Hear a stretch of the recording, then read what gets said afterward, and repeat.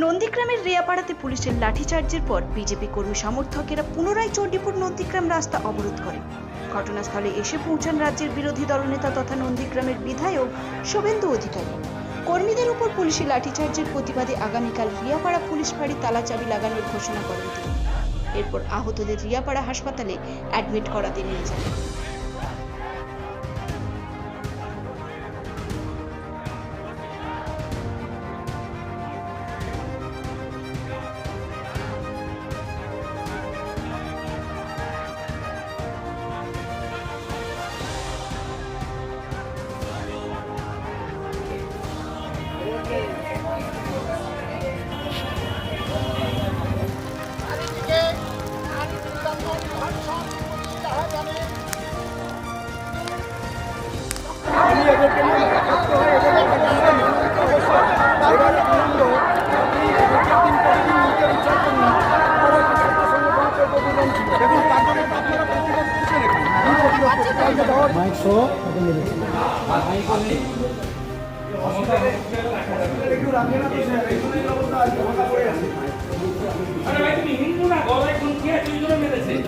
পশ্চিমবাংলায় গলায় কণ্ঠি থাকলে গলায় কণ্ঠি থাকলে মারবে।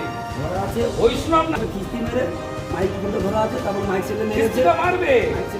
তারপরে তোমার গলায় কণ্ঠি আছে তো, এটা দেখে এটা এই সদরে এটাকে মেরেছে। আমরা ইসলামিক রাষ্ট্রে পশ্চিমবঙ্গে থাকি না, তোমার গলায় কণ্ঠি দেখেছে ওই জন্য মেরেছে।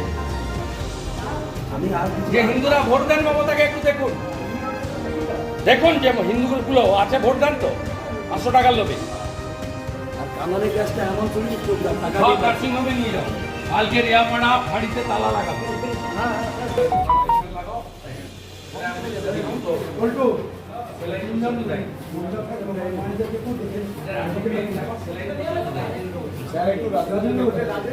কালকে মেরেছে, আজকে মেরেছে। কালকে নবান্ন অভিযানে সব বাসকে আটকেছে কার্যত রণক্ষেত্রে চেহারা নিয়েছিল এবং যে নেতা সায়ন লাহিড়ী তিনি এবিপি আনন্দ স্টুডিও থেকে টকশো করে বেরোনোর পরই এর আগে 4 জনকে ইলিগেল ডিটেন করেছিল। ওদের পরিবার হাইকোর্টে যাওয়ার পরে কালকে ছেড়েছে। আজকে এই মুহূর্তে সায়নের পরিবার হাইকোর্টে। আমরা বিনীত গোয়েলের বিরুদ্ধে হাইকোর্ট করছি। এদের শিক্ষা নেই, দোকান কাটা। বিনীত গোয়েল তার চেয়ার যাবে। ওই সিঙ্গুরে মমতা ব্যানার্জিকে যে টেনে হিঁচড়ে বের করেছিল বিডিও অফিস থেকে, ওই বাঁদর সুপ্রতিম সরকারকে সিপি করবে, ওই জন্য পা চাটছে বিনীত গোয়েল। শিক্ষা দেব কোর্টে। সায়ন লাহিড়ীর পরিবারের সঙ্গে আমরা আছি, সায়নের সঙ্গে আছি। 4 জনকে ধরেছিল, ওর পরিবার কালকে কোর্টে গেছিল, কাল সন্ধ্যায় এনে ছেড়েছে। কিন্তু আমরা কোর্ট করব, অ্যারেস্ট মেমো দেখাতে হবে, কেন ডিটেন দেখাতে হবে, এই গুন্ডামি বন্ধ করব। আমাদের 132 জন অ্যারেস্ট হয়েছে, কোর্টে ফরওয়ার্ড করেছে।